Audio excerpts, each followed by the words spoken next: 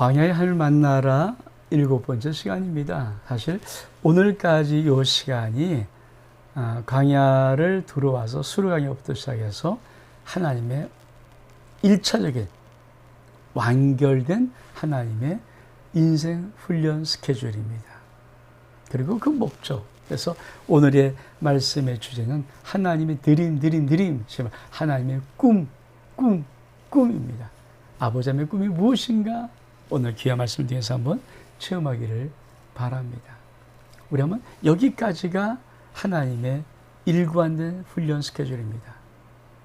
자, 하나님은 이스라엘 백성을 애굽에서 430년 동안 종되었던 곳에서 구출해 내셨습니다. 그래서 출애굽입니다. 구원해 내셨다, 구출해 냈다. 그리고 이들을 약속의 땅 가나안 땅에 하나님이 이들을 주려고 약속하시고 여기까지 인도하는 것입니다. 근데 노예된 자들입니다. 그것도 하루 때나 430년 동안 노예로 살았던 종으로 살았던 이들을 가나안 땅에 바로 들어가서 하나님의 모든 것을 누릴 수가 없습니다. 그래서 기간 이스라엘 백성이 애굽에서 나와서 홍해바다를 건넌 다음부터 가나안 땅에 들어가 약속 땅에 들어가기 직전까지 이 광야를 거치면서 하나님은 이스라엘 백성들을 하나님의 귀한 거룩한 백성으로 만드는 그 작업을 하십니다. 그래서 이 광야를 잘 알면 우리 인생이 보이는 것입니다. 이 광야를 잘 알면 하나님이 지금 내 인생에 어떻게 만지시는가, 무엇을 축복하시는가 하는 것이 알게 되는 것입니다. 그래서 이 광야를 공부하는 것입니다. 우리 한번 잠깐 이제 오늘 일단락에 우리가 마침표를 찍어야 되니까 정리 한번 하겠습니다. 첫 번째 기억하시나요? 수르광야 인생의 80% 문제 해결되는 수르광야 문제. 반드시 뭐가 있다고요? 엘림. 그러니까 수르는 마라와 엘림을 기억합니다. 마라에 쓴물이 있어 가능성이란 말입니다. 전혀 없지 않습니다. 그러나 반드시 그거를 기도가 넘어가면 엘림의 복을 주시는 것, 그것이 하나님의 우리의 인생을 인도하는 하나님의 아주 아름다운 법입니다. 두 번째로 신광야, 삶의 근본 문제가 흔들릴 때, 그렇죠? 이때는 뭡니까? 비교하는 원망. 기억하시죠? 하나님과 애굽을, 하나님과 우상을 비교할 때 하나님이 정말 마음이 아프십니다. 그래서 우리 속에 있는 비교하는 원망을 끄집어내는 것이 신광야 사건이고, 하나님은 이때 사면팔방 다 막혀도 하늘은 항상 열려 있다. 만나를 내려주십니다. 세 번째는 뭐예요? 르비딤 1, 2 기억하십니까? 첫 번째 르비딤은 뭐라고요? 휘처입니다. 이스라엘 백성들이 여호와의 명령대로 그 노정대로 행하여, 다시 말하면 하나님 말씀대로 잘 따라왔습니다. 이제는 휴식하겠지, 안식하겠지. 근데 물이 없는 문제를 말합니다. 그때 무슨 원망? 의심의 원망. 그러니까 르비딤의 반석의 사건은 뭡니까? 의심의 원망을 통하여서 의심하지 마라. 나는 임마누엘이야. 항상 너를 따라다니고 있어. 그렇게 약속하신 축복. 르비딤 1이고. 르비딤 2는 뭡니까? 아말렉 전투. 기억하시나요? 아말렉과 이스라엘 백성이 싸움합니다. 그래서 이 아말렉과 전투를 통해서 싸움의 영원한 승리 공식. 우리는 칼이 좋아야 된다, 무기가 좋아야 된다, 숫자가 많아야 된다. 아닙니다. 하나님의 영적인 싸움의 영원한 승리의 공식은 하나입니다. 기도에 손을 들고 기도의 삼겹줄을 만들면 된다. 이것이, 그리고 나서 어떻게 합니까? 우리를 신의 광야를 신의 광야. 신의 광야는 뭡니까? Who are you? 기억하시죠? 너는 누구냐? 너는 지상 나라요, 거룩한 백성이요, 나의 소유된 자 특별한 보물이다. 이게 자아상을, 자아 정체성을 심어주면서 하나님은 시내산의 언약을 맺습니다. 이 시내산의 언약, 여기서 뭡니까? 계명과 율법을 주십니다. 왜 주십니까?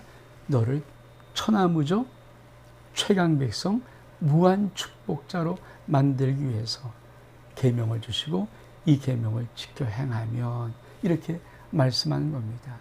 이제 오늘은 이 하나님의 훈련 스케줄의 마지막 종착지 성막 건축입니다.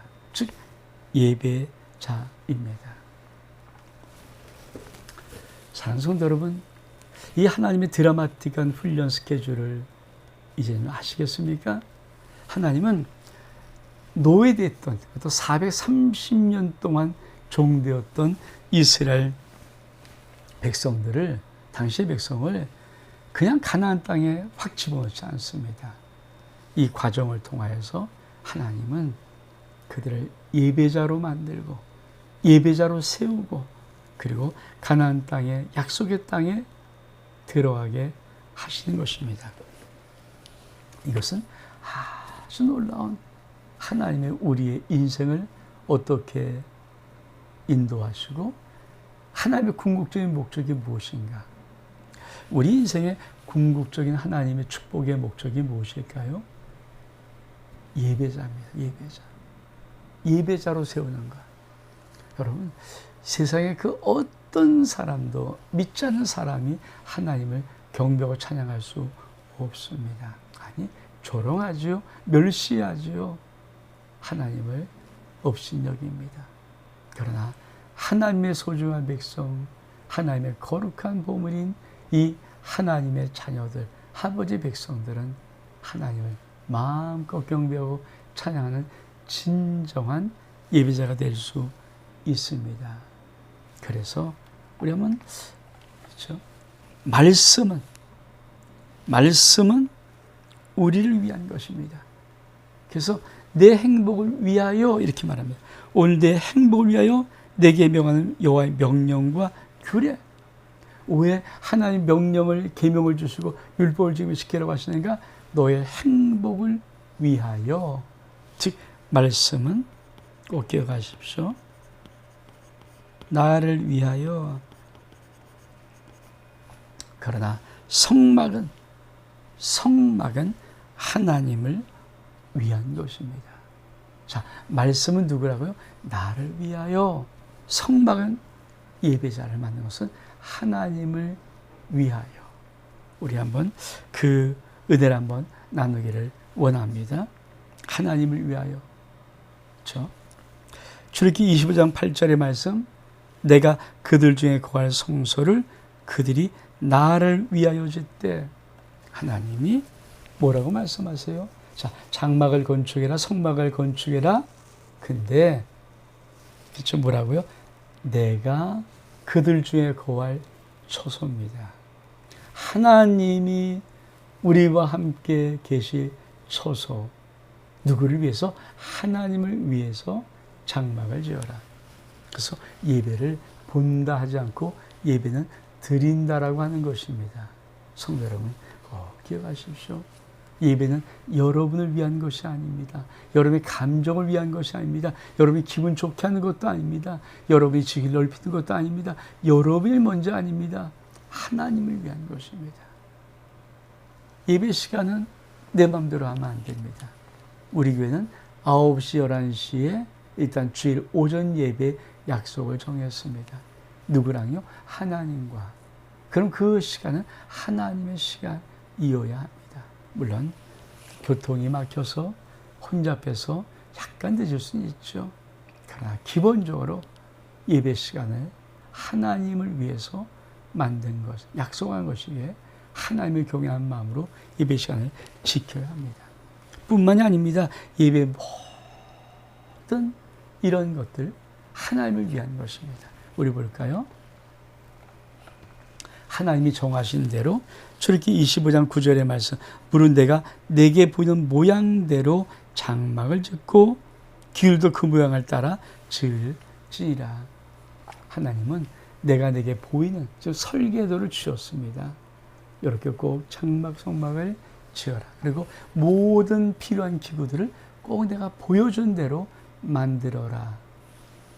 예배는 하나님이 정하신 대로 드리는 것입니다. 근데 누가 정하는가요?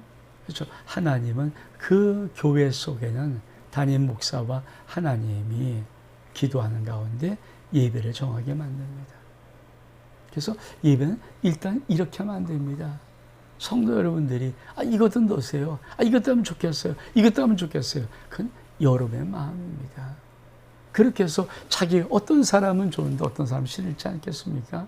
그래서 예배의 모든 순서, 예배의 모든 이런 것들은 그 교회를 담임하는 담임 목사님이 그렇죠. 하나님과 기도 중에서 예배의 이런 것들을 만들어가는 겁니다.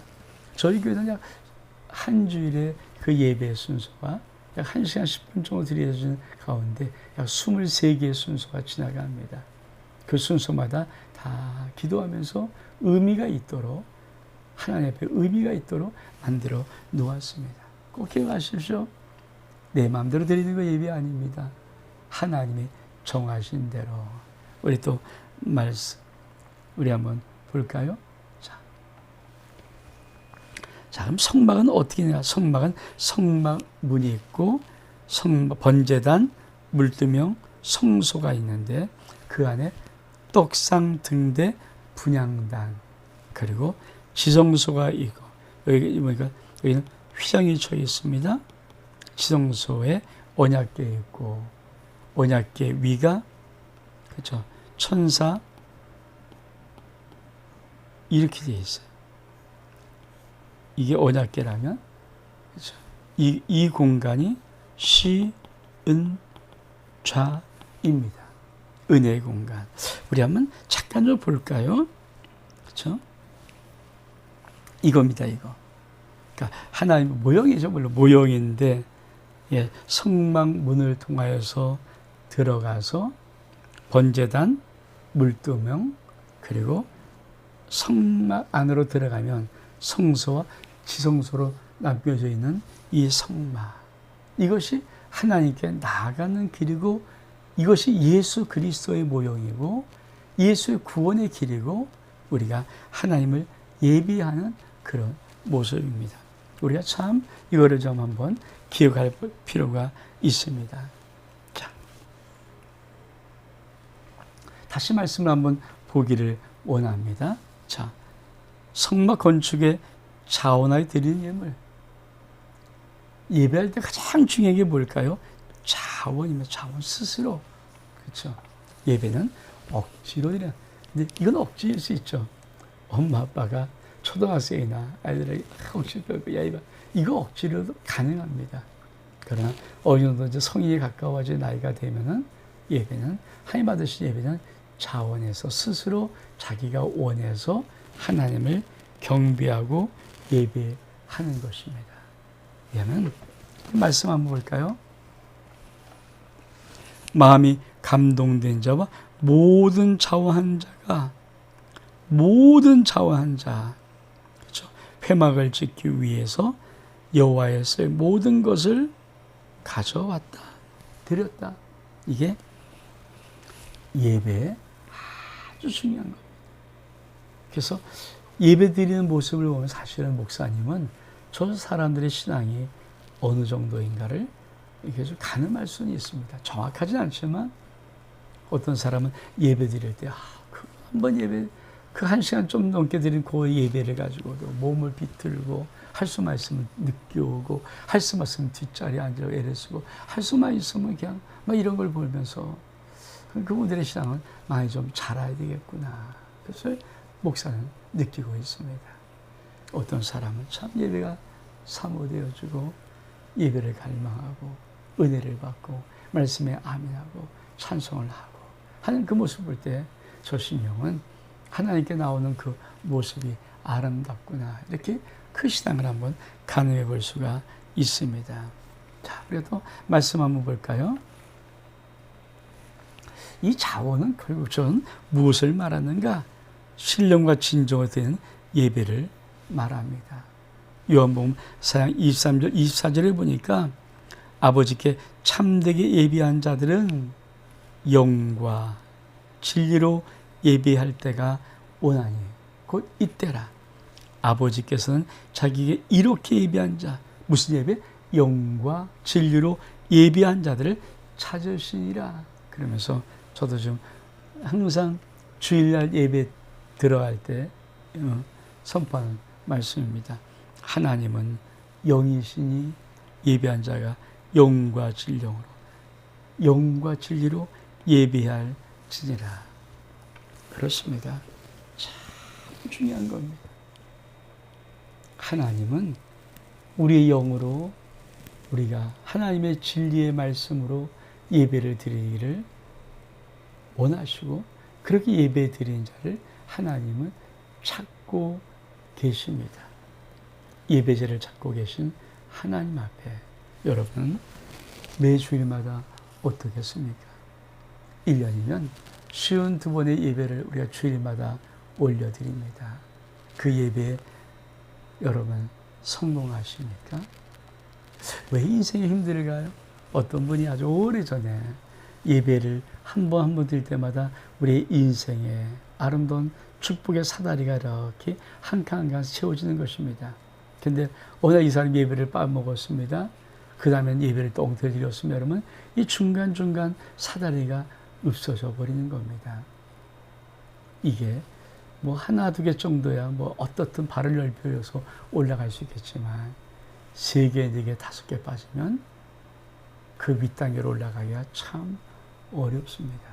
그래서 인생은 예수 믿는 사람들이 의외로 그 예배에 대한 성공자가 되지 못함으로 그 인생에 많이 힘들고 어려운 과정들을 통과하는 무거운 짐을 지고 어쩔 줄 몰라는 그런 시간들을 갖게 되는 것입니다.